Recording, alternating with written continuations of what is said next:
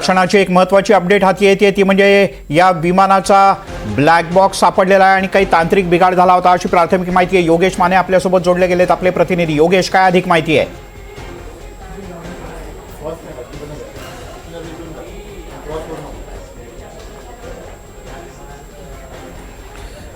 मी अत्यंत महत्त्वाची बातमी आता या आपल्या माध्यमातून सांगू इच्छितो की 12 जानेवारीला जेव्हा NDTV मराठीला महानगरपालिका निवडणुकीच्या दरम्यान अजित पवारांनी मुलाखत दिली होती, ती मुलाखत जी आहे ती याच विमानात झाली होती। हे VSR कंपनीचं विमान आहे आणि संपूर्ण महापालिका निवडणूक प्रचारादरम्यान अजितदादा रोज जवळजवळ 4-4, 5-5 सभा घेत होत्या। ह्या सभा घेत असताना अजितदादांनी याच विमानाचा आणि ह्याच कंपनीच्या सेवेचा जो आहे तो वापर केला होता आणि अत्यंत दुर्दैवी जो अपघात आहे ह्याबद्दल माहिती देताना एक आणखीन महत्त्वाची आणि छोटी अपडेट सांगू इच्छितो। गेल्या 3 वर्षात ह्या विमानाचा किंवा ह्या प्रकारच्या जातीच्या विमानाचा किंवा ह्या कंपनीच्या सेवेचा हा दुसरा अपघात आहे आणि अत्यंत मोठा जर हा दुसरा अपघात अजितदादांचा झाला ज्यात अजितदादांना आपला जीव गमावा लागला आहे। सगळ्यात महत्त्वाचं म्हणजे जेव्हा 12 जानेवारीला ही मुलाखत झाली त्यावेळेला पुण्याहून कोल्हापूरच्या दिशेने अजित पवार नी फ्लाय केलं होतं आणि तिथून ते लातूरवरून अमरावती आणि असे जवळपास त्या दिवशी एकटे अजित पवार जे आहेत ते 5 सभा घेणार होते।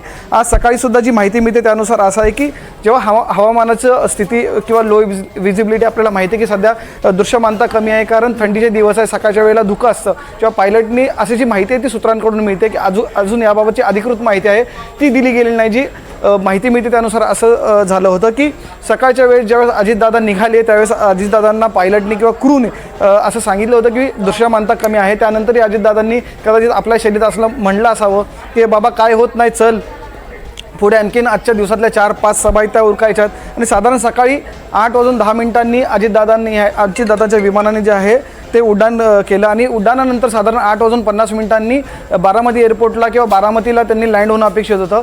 बरोबर साधारण 8:40च्या दरम्यान किंवा त्या आसपास अशी जी माहिती मिळाली की तिथून फक्त बारामती एअरपोर्टच्या अगदी बाजूला एक काठफळ नावाची जागा आहे त्या ठिकाणी विमान हे स्तब्ध झालं किंवा उभं होतं आणि जे पायलट होतं त्या पायलटला आधीच लक्षात आलं होतं की विमानामध्ये तांत्रिक बिघाड झाला आहे। त्या विमानात तांत्रिक बिघाड झाल्याची जी माहिती आहे ते ATCला म्हणजे एअर ट्रॅफिक कंट्रोल जे व्यवस्था असते त्या व्यवस्थेला दिलं। त्या व्यवस्थेला दिल्यानंतर तुरंत लगेचच त्यांनी तो मेडिकॉल दिला। हा मेडिकॉल फार महत्त्वाचा असतो। कुठलाही पायलट हा मेडिकॉल फारच आपत्कालीन स्थितीत जेव्हा जीवन मरणाचा प्रश्न उभा राहतो त्याच वेळेला देतो। तो मेडिकॉल दिला आणि मेडिकॉल दिल्यानंतर त्यांनी तत्काळ लँडिंगची किंवा विमान उतरवण्याची जी आहे ती मागणी केली।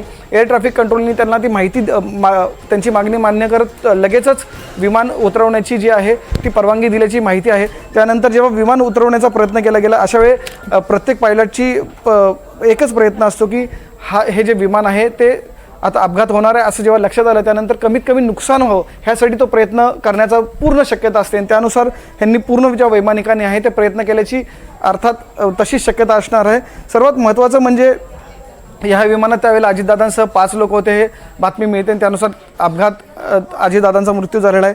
आता जी महत्त्वाची माहिती जी येते ती पोलिसांकडनं अशी येते ह्या संपूर्ण अपघात प्रकरणाची जी आहे ती चौकशी होणार आहे की नेमकं काय झालं, विमान किती वाजता उडलं, जेव्हा विमानाची सुरक्षा व्यवस्था असे जेव्हा VIPs लोक म्हणजे अर्थात अजितदादा राज्याचे उपमुख्यमंत्री होते, फार मोठे नेते होते, एका पक्षाचे अध्यक्ष होते, जेव्हा एखादा एवढा VIP व्यक्ती जेव्हा कुठेतरी मोमेंट करणार असतो, कुठेतरी प्रवास करणार असतो त्यापूर्वी सगळी सुरक्षा व्यवस्था आहे ती तपासली जाते। त्या सुरक्षा व्यवस्थेनुसार ते विमान उडण्यासाठी योग्य आहे का, विमान उडण्यासाठी जी तांत्रिक बाबी चेक केल्या जातात त्या तांत्रिक बाबी पूर्ण तपासल्या जातात, त्याचा रिपोर्ट दिला जातो की हे विमान उडण्यासाठी योग्य आहे, हवामान काय आहे, जिथून उडायचं आहे आणि जिथं उतरायचं आहे किंवा जिथं लँड व्हायचं आहे तिथली हवामानाची स्थिती काय, ह्या सगळ्यांची जी माहिती आहे ती घेतली जाते आणि त्यानुसारच हे विमान उडलं जातं।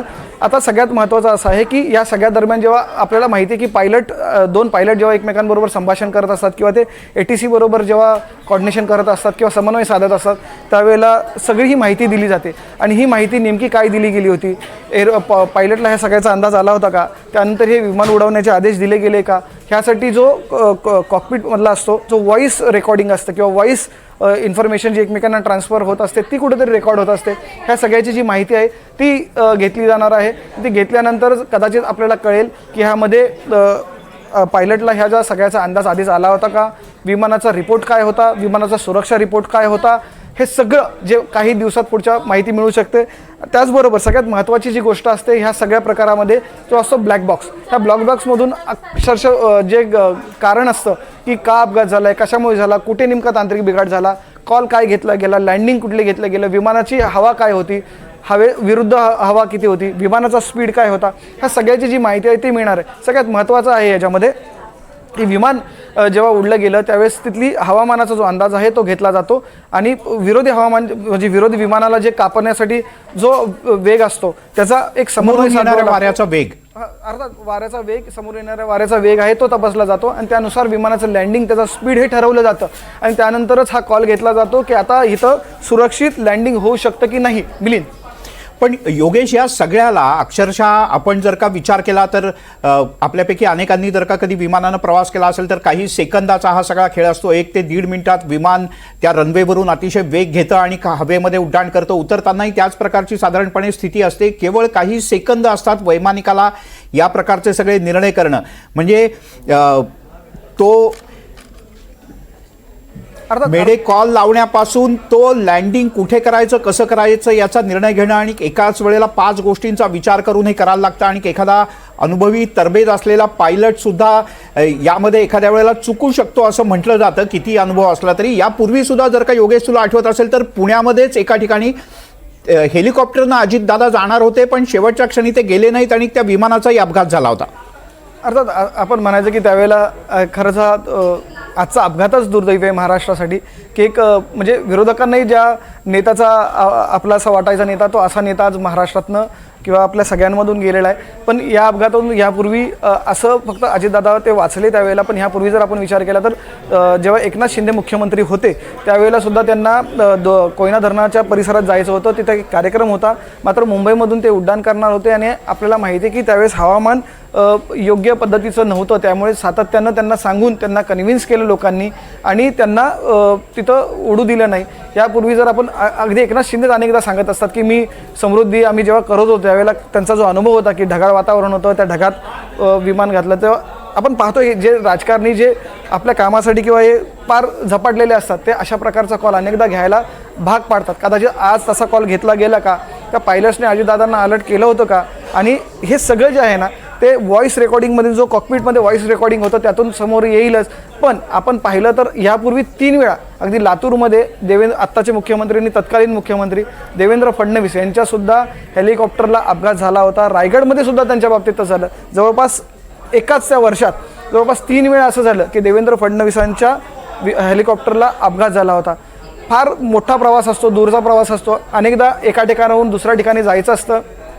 त्यामुळे हे सातत्यानं कॉल घेतले जातात कारण त्यांची कमिटमेंट असते लोकांना की मी तिथं येणार आहे, मी तुमच्याशी संवाद साधणार आहे. त्यासाठी हजारो लाखो लोक जमलेले असतात अनेकदा. त्यासाठी मिलिंद हा बऱ्याचदा कॉल घेतला जातो. पण सगळ्यात महत्त्वाचं काय आहे की आत्ता की ह्या नेमकं प्रकरणात अजितदादांच्या प्रकरणात काय झालेलं आहे. सकाळी 8 वाजताच्या दरम्यान अजितदादांनी जेव्हा त्यांच्या विमानाने जेव्हा उड्डाण घेतलं गेलं तर योगेश, मी तुला थोडं थांबवतो.